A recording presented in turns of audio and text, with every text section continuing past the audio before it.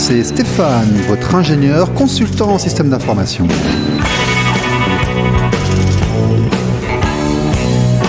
Bonjour, c'est RLP Business.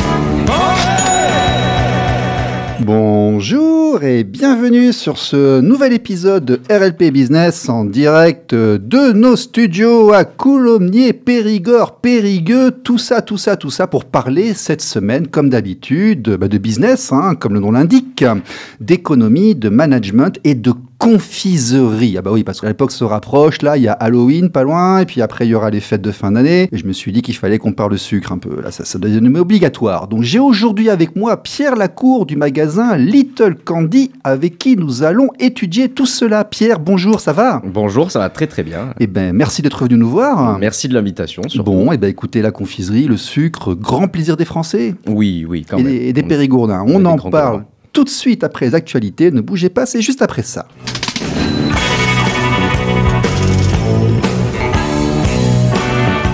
Les actualités. Une véritable cacophonie pour le budget de la France. Les députés ont refusé de valider les comptes publics 2023. Ils n'étaient pas d'accord, alors que le vote de destitution, ils n'étaient pas d'accord non plus, mais cette fois pour voter. Et là, les comptes publics étaient d'accord pour ne pas les valider, en fait. Il faut savoir que le budget 2023 est qualifié de fallacieux. Fallacieux, ça veut dire trompeur et illusoire. On va rappeler que 100 milliards d'euros se sont évaporés de ce budget, qu'on ne sait pas où ils sont, même si je pense qu'ils n'ont pas été perdus pour tout le monde. 100 milliards, c'est une somme. Alors, pour rappel, le nouveau budget qui arrive, nous allons être taxés sur l'électricité, le gaz, les voitures, moins d'argent pour la justice, les hôpitaux, les handicapés, moins de chèques énergie qui seront plus envoyés automatiquement, une hausse de l'impôt sur le revenu, un effort demandé aux entrepreneurs. Bah oui, les vilains, c'est forcément eux, on se doute bien, tout le monde avait pensé à l'avance celui-là, pour tenter de récupérer 60 milliards. Attendez, il y a 100 milliards qui ont disparu. Moi, je répète, 100 milliards d'euros ont disparu de la comptabilité de la France et personne ne sait où ils sont. Et l'ancien ministre Bruno Le Maire, il s'est barré en Suisse et il répond pas aux questions. Pierre Lacour, là, est-ce que c'est vraiment aux entrepreneurs, aux entreprises de compenser les trucs de ce genre, en fait ? Est-ce que c'est à nous de payer ? Alors, ça va dépendre desquelles entreprises, parce que si on parle des PME, moi je dirais non, clairement pas. Par contre, il y a certaines grandes entreprises qui, je pense, oui, pourraient peut-être mettre la main à la pâte, qui ont beaucoup plus de moyens et de pouvoir. Mais ça, après, bon, comme on l'a dit, c'est un peu fallacieux et on ne sait pas trop où part cet argent et on ne sait pas trop si ces grandes entreprises seraient prêtes aussi à aider. Un système qui est aussi un peu... on ne sait pas trop, en fait, ce qui se passe. On ne comprend pas très bien, parce que ces grosses entreprises, est-ce que vraiment elles sont en France ? Où est-ce qu'elles sont ? Elles commercent avec nous, on les voit, mais elles peuvent embaucher des gens pour s'occuper de tout ça. Est-ce que vraiment elles vont... c'est des questions qu'on peut se poser. Dans l'idée, ça ne donnerait pas envie, en fait. À leur place, ça ne donnerait pas envie. Quand on entend ce genre de news, ça ne donnerait pas envie. Mais vous, en tant qu'entrepreneur, là, vous faites des chèques à l'URSSAF ? Oui, tout à fait. Vous faites une contribution normale, tout à fait. Vous Oui. découvrez tout ceci ? Vos parents étaient entrepreneurs ou vous Alors non, ce système-là moi je suis issu d'une famille d'agriculteurs, donc on peut dire qu'il y a eu un peu d'entrepreneuriat à l'époque. Non, vous savez ce que c'est que de remplir des papiers. Mais quand même, même si c'est vrai que c'est une gestion, on apprend tout ça un peu sur le tas quand on se lance, mais... Vous avez fait une école de commerce. Tout à fait. Et on vous a parlé de tout ça, l'école de commerce ? Pas trop, non, pas trop du tout, non. Même pas du tout. Dans l'école de commerce, on apprend vraiment à vendre et pas forcément à gérer une entreprise. On va approfondir après ça dans les dépend détails, tout ça. Du diplôme aussi. Mais... C'est encore un sujet, effectivement. C'est un grand sujet. On demande aux gens d'aller travailler, de contribuer, puis on leur explique pas comment le faire correctement. Ça, c'est vrai aussi. C'est un grand sujet. En attendant, on va parler du sucre, parce que c'est quand même plus agréable et que l'époque s'en rapproche. Alors, j'ai fait des petites enquêtes, là. 57% des entreprises françaises de confiserie sont des PME et 37% des TPE. C'est-à-dire qu'en fait, la vente de confiserie en France, les bonbons, tout ça, ce sont des petites sociétés. Ce ne sont pas des gros industriels, dont vous, en fait, la vente. Absolument. Les Français aiment la confiserie. 86% des Français estiment qu'il est important de consommer des produits qui procurent des petits plaisirs. Je suis bien d'accord avec eux. Et 87% des Français reconnaissent que certaines confiseries font partie de la gastronomie française et doivent être préservées. Voilà, les Sarments du Médoc, par exemple, c'est une entreprise du Médoc, et puis c'est une enseigne nationale, quoi. Alors qu'en fait, derrière, ils sont quelques-uns. Et il y a un budget moyen de 41,3 € par foyer pour les produits confiserie. C'est pas beaucoup, je trouve. Je pense qu'à une époque, c'était un peu plus. Par an, vous voulez dire ? Il me semble, oui. Ça va, oui. Alors, moi je dirais que c'est une moyenne qui est assez vraie en soi. Bien sûr, ça va dépendre parce que entre... Si on a des enfants ou pas, peut-être. Voilà, il y a le côté enfant, mais il y a aussi le côté gourmandise. Oui, bien sûr. Et ça, on a tous un degré de gourmandise assez différent. Moi, je le vois avec mon métier. Et oui, dans l'idée, je dirais que c'est à peu près ça. Mais faut avoir. Avec des grands cycles, notamment près de 70% du chocolat est vendu en grande surface. Et surtout des temps forts, Noël, Pâques, Halloween. Par exemple, Absolument. l'an dernier, 694 millions d'euros uniquement pour le chocolat à Noël et 319 millions d'euros pour Pâques. Ce sont vraiment des gros temps forts. On en parle tout de suite avec Pierre Lacour de Little Candy. C'est l'invité de la semaine. Ne bougez pas, c'est juste après ça.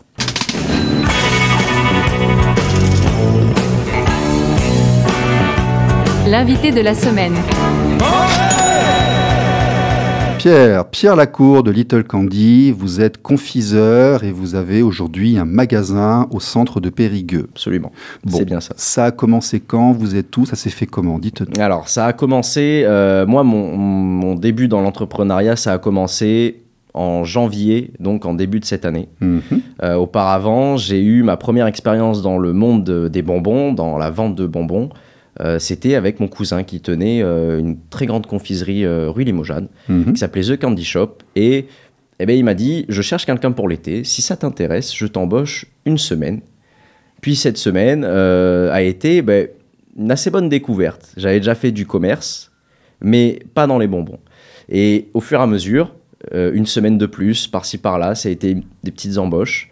Et en fait, j'ai découvert vraiment une passion pour le produit et pour le métier aussi que j'avais un peu perdu avec le temps. Donc, une belle retrouvaille avec des produits d'enfance, mais aussi un métier que j'avais déjà exercé, que j'avais pratiqué, dont je m'étais détaché et qui, au final, aujourd'hui, est revenu dans ma vie au point où je suis voilà, auto-entrepreneur à vendre des bonbons.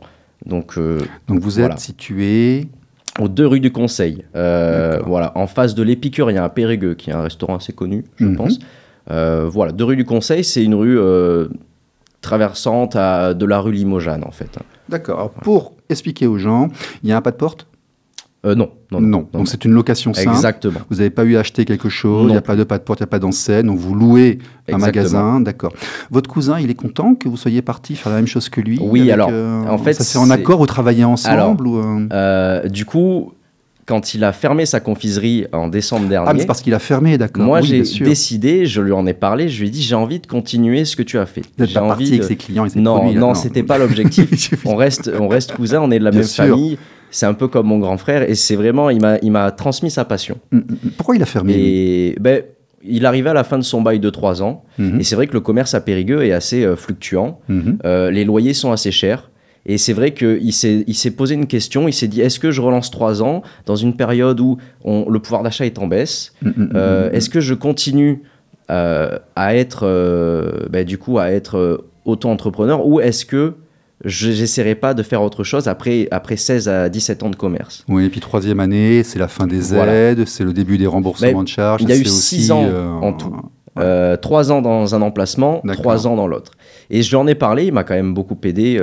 C'est grâce à lui aussi si aujourd'hui j'en suis là, j'en suis très reconnaissant.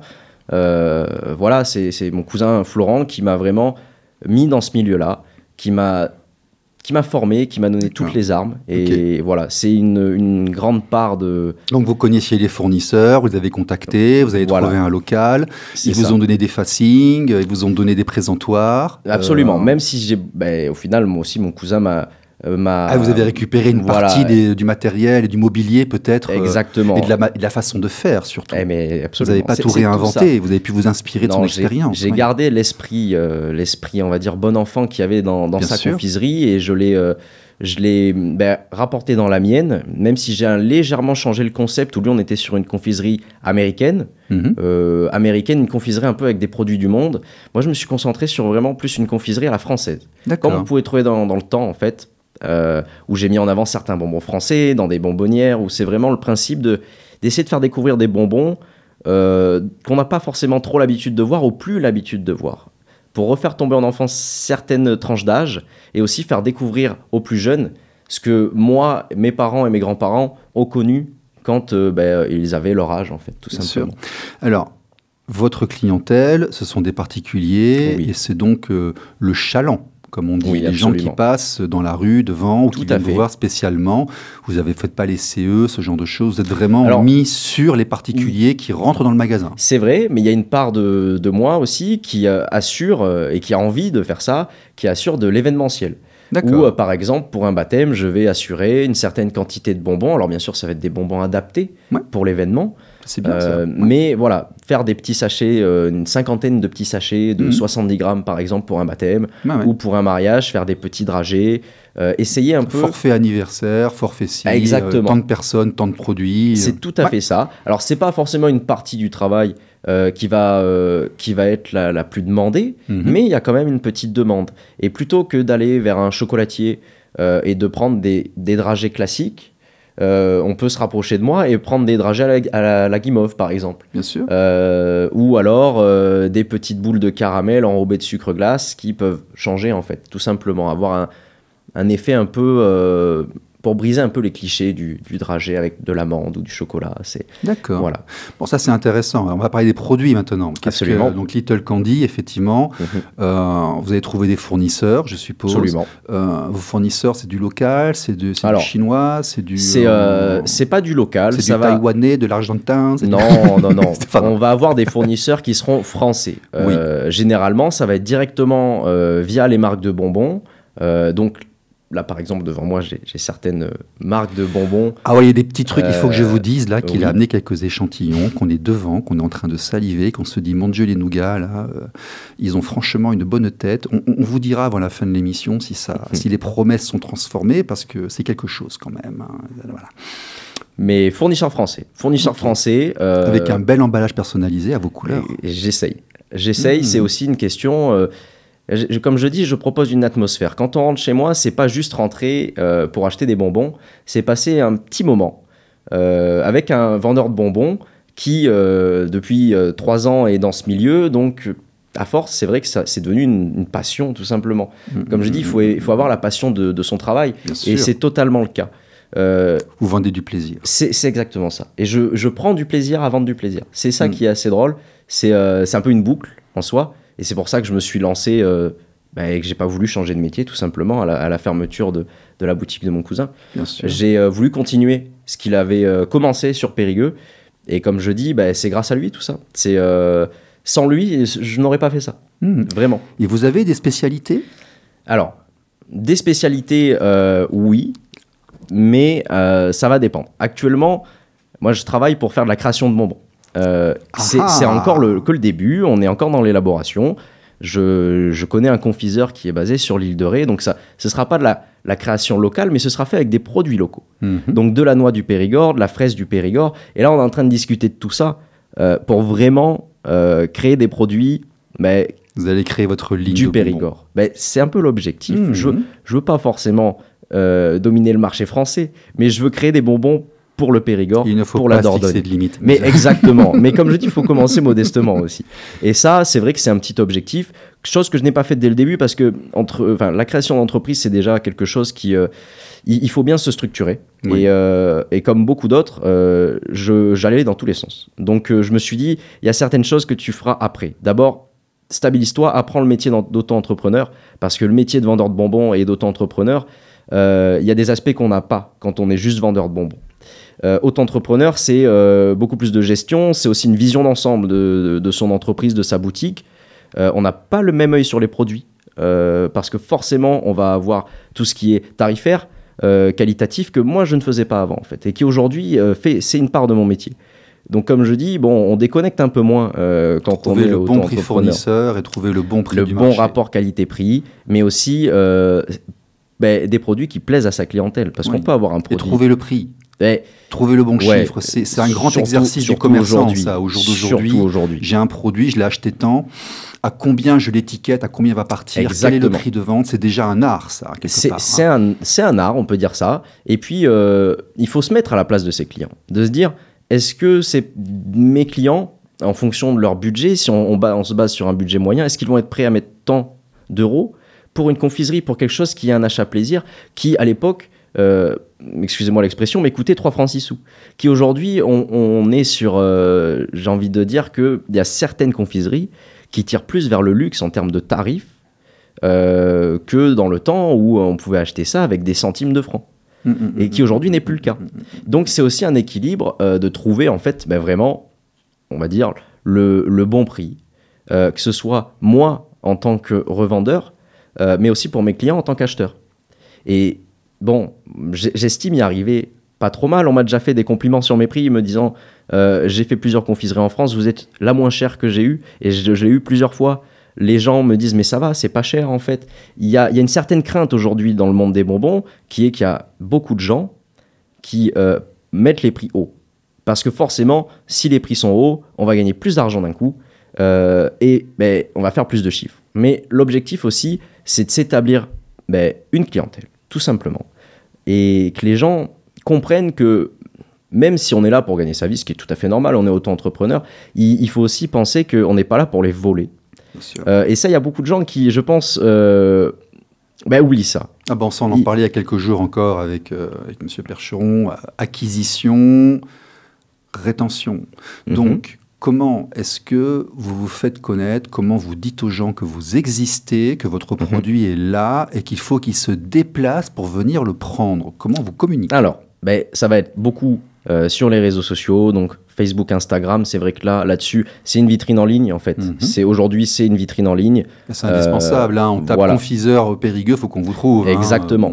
Il y a Google aussi, tout simplement. On va taper bonbons Périgueux, sucette Périgueux, berlingot Périgueux. On va tomber sur ma boutique. Donc ça, c'est le référencement sur Internet est très important. J'ai 26 ans. TikTok, je regarde un peu, mais c'est un peu moins de ma génération que certains. Mais c'est aussi une part pour attirer les plus jeunes. Dessus, les jeunes, m'en parlez pas. Voilà. C'est vrai. Et ça, vous voyez, c'est une des choses aussi où, par exemple, TikTok, c'est énorme. C'est énorme parce que c'est un phénomène vraiment d'actualité. Et c'est là où, par exemple, j'ai décidé de ne pas le faire dès le début. Pour me concentrer sur d'autres aspects. Aujourd'hui, après 9 mois d'entrepreneuriat, je suis en train d'un peu mieux développer la partie en fait, communication pour se faire connaître. Le bouche à oreille sur Périgueux fonctionne toujours bien. On a quand même une clientèle pour les boutiques de centre-ville qui vont parler de nous, tout simplement. Que ce soit à d'autres commerçants. D'autres commerçants vont parler de nous. Donc, réseaux sociaux, voilà. Internet, 2, bouche à oreille. Dans l'idée, ça a été l'inverse pour moi. Bouche à oreille, puis réseaux sociaux. D'accord. Parce que voilà, j'ai un côté un petit peu à l'ancienne. Un peu comme mes produits, je vais vous dire. Il y a beaucoup de passages dans votre rue? Alors, dans la rue Limojane, moi, si vous voulez, je suis vraiment à peu près à 5 mètres de la rue Limojane. Donc, dans la rue Limojane, il y a quand même du passage. J'ai quand même vu, quand j'ai commencé, moi, mon premier job d'été chez mon cousin il y a 3 ans, c'était l'après-Covid. Il y a eu un afflux de monde qui était quand même assez, on va dire, anormal par rapport. Les gens avaient souffert, il fallait un peu de douceur. Et ça s'est vraiment senti. Bien sûr. Ça s'est vraiment senti, surtout lors des passes sanitaires où on ne pouvait pas aller dans des restaurants, on ne pouvait pas aller dans des cinémas. Et aujourd'hui, ce qui nous restait, c'était rentrer dans des magasins et se faire plaisir. Mais absolument. Voilà. Après une période de frustration. Exactement. Et comme je dis, on n'a jamais retrouvé ça. Depuis cet après-Covid, on sent quand même que dans le centre-ville de Périgueux, il y a quand même une baisse de fréquentation. Ça ne veut pas dire qu'on n'arrive pas à se créer une clientèle, ça ne veut pas dire qu'on ne va pas quand même voir du monde. L'économie de manière générale, on en parle régulièrement ici actuellement, on perd des PME, y compris des PME qui ont plus de 3 ans, on perd du commerce, on est en période de crise. Là, le budget, on sait qu'on va tous en prendre encore plus plein la tête. Le pouvoir d'achat. En plus, ce qu'on entend n'inspire pas à la confiance. Et forcément, donc le superflu peut-être. Et c'est ça. Parce que l'achat plaisir, oui, mais on sait qu'on est prêt à se priver pour assumer un certain budget qui se réduit, en fait, tout simplement. Et même si je sais que dans mes clients, il y en a certains qui continuent à venir m'acheter des bonbons parce que c'est leur plaisir, en fait, du mois, dans le mois, de venir 1 fois, 2 fois, 3 fois pour venir prendre des petits bonbons. Je sais qu'il y a des gens qui font plus attention à ça. Et c'est tout à fait normal quand on a un foyer, des enfants. Alors là, c'est la question de l'avocat du diable. Le sucre, c'est pas une drogue, en fait. C'est quelque part. Non, mais je plaisante. C'est une drogue légale. C'est une drogue légale, il y a une addiction. On peut dire ça. Non, mais je veux dire, on en a besoin, clairement. On peut pas. Je peux comprendre tout à fait qu'il faille de temps en temps avoir une récompense pour soi ou pour ses enfants. Et il y a un intérêt, je pense, à avoir des produits de qualité. Oui, absolument. Et à faire des choses de haut niveau. D'ailleurs, vous m'avez expliqué que en fait, vous vendiez pas, vous, des trucs trop camelote ou trop bateau. Vous étiez vraiment sur... Il y a deux aspects dans la boutique. Ils sont pas radioactifs et faits en Chine. Non, voilà, exactement. Bon. Moi, j'essaye de faire... Alors, vous voyez, par exemple, les Allemands sont les rois des bonbons. C'est-à-dire qu'Haribo est une entreprise allemande. Et on va avoir... Vous vendez du Haribo ? Oui. C'est une part. En fait, ça a bercé tellement de gens que je ne peux pas me fermer à ça. Tout ça. Les Schtroumpfs, les fraises Tagada, les petites bouteilles de cola. C'est des produits qu'on a tous connus étant enfants. Avec du sucre piquant autour. Exactement. Et c'est ceux qui fonctionnent le mieux des deux colas, par exemple. Mais oui, c'est obligatoire. C'est obligatoire. Mais c'est vrai que dans une démarche où on veut proposer des produits de qualité, le bonbon Haribo, qui était un bonbon qui est usiné, qui a vu en fait sa création. Non, mais c'est une valeur sûre. Après la guerre, on le saurait. voilà. Enfin, je pense. Exactement. Temps, on le saurait. Non. Ça, c'est une valeur sûre. Il faut pas se dire que la gélatine est un mauvais produit. En soi, c'est une manière aussi de réduire le coût du bonbon. Quand on met de la gélatine et du sucre, on réduit de moitié, entre guillemets, la création. Le coût de création du bonbon, parce que la gélatine coûte un peu moins cher que le sucre, tout simplement. D'où l'intérêt après la Seconde Guerre mondiale, Haribo s'est lancé et a fait ses bonbons en gélatine, parce que c'était une manière aussi de proposer un produit qui était nouveau, mais aussi à bas coût. Sauf qu'aujourd'hui, avec l'inflation, tout ça, on se rend compte que certains produits Haribo coûtent parfois aussi cher que des bonbons à l'ancienne. Voilà. Alors, là, vous avez dit des mots qui sont importants, gélatine, etc. Est-ce que vous faites, on a parlé de sucre aussi, donc première question, est-ce qu'il est possible de trouver des bonbons végétariens? Alors oui. De gélatine Absolument. qui ne sont pas faites à base d'os de vache ou ce genre Absolument. de trucs, mais des bonbons végétariens. Aujourd'hui, il y a Vous avez une gamme partie qui se végane ou développe. végétarienne chez vous? J'ai une toute petite partie végane, donc il va y avoir dedans, par exemple, du Haribo qui fait du dragibus, et aujourd'hui, le dragibus est vegan. D'accord. Voilà. Il n'y a aucune trace animale dedans. Il y a aussi la maison... Nouveau marché qui... Ouais, mais exactement. Ouais, c'est aussi il y a 15 ans n'existait pas. une manière de s'adapter en fait à la clientèle. Et dans les bonbons français, il y a une entreprise qui s'appelle Confiserie du Nord et que vous n'allez pas connaître, mais qui est en fait l'entreprise qui fait les têtes brûlées, qui fait une gamme de bonbons qui sont des pâtes à mâcher, des boules rondes. On le connaît sous le nom de Caranège. Mais ils ont fait aussi des dérivés de bonbons dans le même type mais aux fruits. Et ces bonbons sont des pâtes à mâcher sans trace animale dedans. Donc 100% vegan. Et donc là, on va toucher une clientèle qui, par exemple, ne veut pas de produits animaux. Bien sûr. Mais ça m'a frappé quand on en a parlé, par exemple, parce que ces nouveaux marchés, l'entrepreneur doit s'adapter aux nouveaux marchés. Absolument. Notamment qu'il y avait des choses, je ne dirais pas pour les diabétiques, mais qu'il y avait aussi des sucreries à faible valeur de sucre qui commencent à arriver. Des bonbons sans sucre. Oui. Donc ça, c'est du bonbon qui va être fait... Alors, on va avoir du bonbon en gélatine, généralement sur du bonbon sans sucre, mais pas que. On peut avoir du bonbon en sucre cuit aussi. Et on va... Alors, ça a été un peu délicat au début dans la création. C'est bon au goût, mais il n'y a pas de sucre. Et voilà, il n'y a pas de sucre. Alors, moi qui suis vendeur de bonbons, qui en ai mangé beaucoup ces dernières années, moi, je vais sentir légèrement la différence. Mais en soi, on est quand même sur quelque chose qui sera... en sauce sucrée, en bouche. Vous vous rendez compte, les gens qui n'ont pas droit au sucre et qui étaient désespérés parce qu'ils n'ont plus droit aux pâtisseries, Absolument. aux bonbons, ou les gens qui tout d'un coup font des régimes et autres, ils ont toujours droit au côté plaisir en morphine. C'est un marché. Vous en vendez ça? Il y a une demande pour ça? Oui, alors le bonbon sans sucre, j'ai mis un peu de temps à le faire venir. Je suis content aujourd'hui parce que vous me parlez de ça, je l'ai fait venir... il n'y a même pas une semaine en fait. D'accord. Donc, il y a une demande des gens? Il y a une demande, une petite demande. Parce qu'ils peut-être qu'ils ne savent pas que ça existe. Alors, c'est un peu ça. Il y a une partie des gens qui se ferment aux bonbons s'ils ne peuvent pas manger du sucre parce que c'est plus une torture qu'autre chose de penser à du bonbon. Ouais. Mais aujourd'hui, voilà, comme on dit, le produit s'adapte à la demande. Bien sûr. Et en fait, c'est aussi, les entreprises cherchent aussi à maximiser leur vente. Donc, toucher d'autres personnes qu'on ne touchait pas auparavant. C'est l'incidence du marketing. Il faut trouver les niches et trouver les gens qui ne venaient pas, pourquoi ils ne venaient pas, leur proposer des solutions pour eux aussi. Et là, c'est le vegan et le diététique. C'est exactement ça. Donc, par exemple, il y a du bonbon qui va être fait avec de la stevia, avec du sucralose, avec aussi, il y a des bonbons protéinés aussi aujourd'hui pour les sportifs. Je peux vous prendre un nougat, là, depuis tout à l'heure, je le regarde là, et puis Tenez, je vous enlève. Hop là, voilà. Est-ce que vous voulez que je vous dise les goûts, si vous désirez? Je vais au hasard. Donc, en partant du bas, on va avoir le nougat classique. Alors, nougat classique, citron, le jaune citron, pistache. Et je prendrai la pistache là. Framboise, fraise et violette. Alors, le truc à la pistache avec des de belles amandes. Nom de Zeus. Et il est tendre en plus. Oui. On va Oui, pas oui. se casser les On dents. va pas il se est casser les tendre, dents, là. c'est un nougat tendre. Ça, ce nougat, la recette est issue de Montélimar. J'en ai goûté. Ça, c'est Parce de la SMR. On est vraiment en train de manger des nougats au studio de RLP. Nom de Zeus. Il faut aller rue Limoujane. Ah ouais, c'est quelque Rue chose. du Conseil, exactement. Rue du mais Conseil, mais vous trouverez. Vous trouverez. Little Candy, ouais. On fait du chocolat aussi un petit peu ou pas beaucoup? Très peu. Je vais faire des nounours en guimauve, chocolat blanc, chocolat noir, chocolat au lait, des petites souris fourrées au caramel, que je pense que beaucoup d'anciens ont dû connaître durant leur jeunesse. Voilà, ça va être les seuls produits au chocolat. Je vais avoir de la sucette Pierrot Gourmand au cacao éventuellement, mais on n'est pas vraiment sur un produit au chocolat. Il va y avoir de l'arôme de chocolat. Aujourd'hui, en tant que vendeur de bonbons, c'est compliqué si on n'est pas partenaire avec un chocolatier. Les matières premières, vous n'êtes pas concerné, vous achetez des produits finis, vous ne transformez pas chez vous, vous emballez chez vous, mais vous ne créez pas chez vous encore. Exactement. Bon, là, dans l'idée où je suis sur de la création de bonbons, la matière première, comme je l'ai dit, ça va être de faire venir des produits du Périgord chez mon confiseur pour que lui, derrière, il puisse adapter tout ça. Par exemple, si on veut faire du caramel à la noix... Les amis, je mange un nougat de Little Candy, c'est quelque chose. Là. Bon, allez-y. Par exemple, du caramel à la noix. Le caramel, c'est pas moi qui vais m'occuper de le faire. Par contre, la noix, c'est moi qui vais m'occuper d'aller la chercher.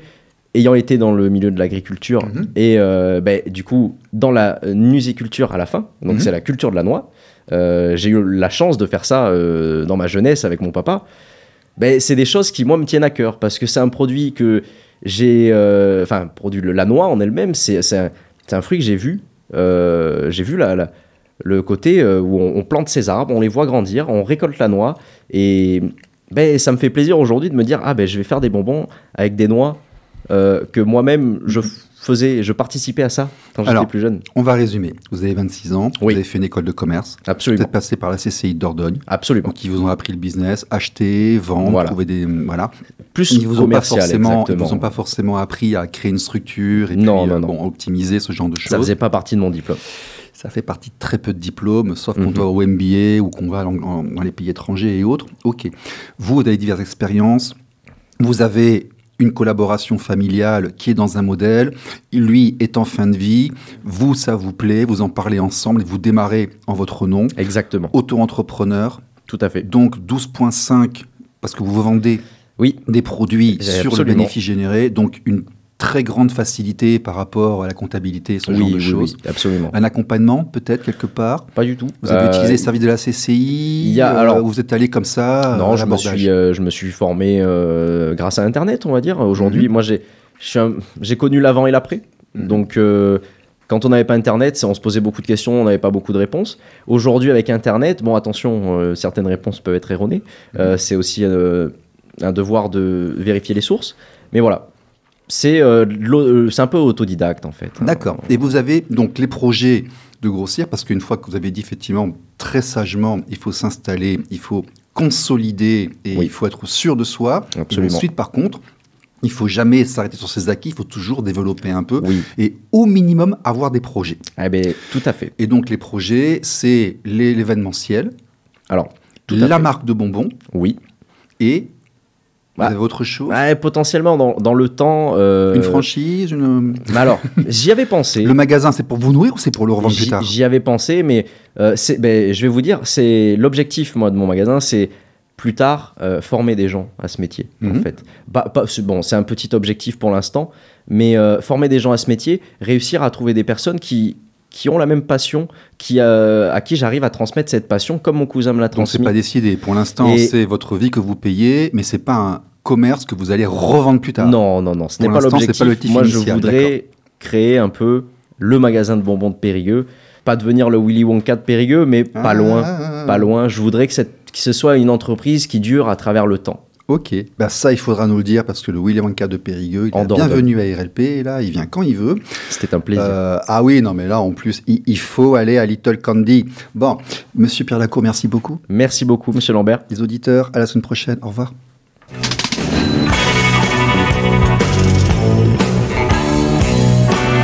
RLP Business. RLP. Radio libre en Périgord.